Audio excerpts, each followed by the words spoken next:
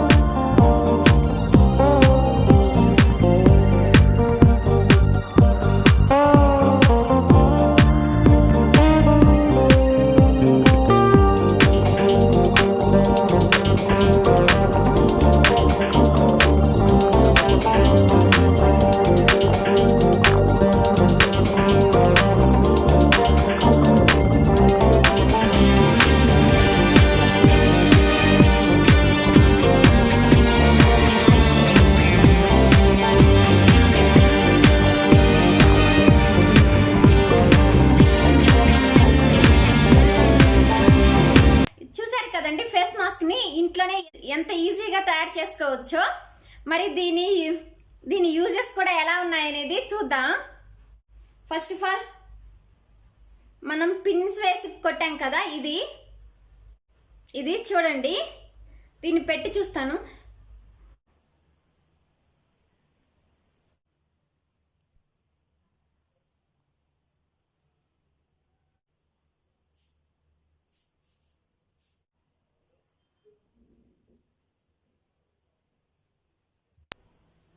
ఇంకా నెక్స్ట్ వచ్చేసి ఇదండి. నేను ఇక్కడ వచ్చేసి థ్రెడ్స్ యూస్ చేశాను. మీరు కావాలంటే ఇక్కడ రబ్బర్ని కూడా యూస్ చేయొచ్చండి. దీన్ని కూడా పెట్టి చూద్దాం.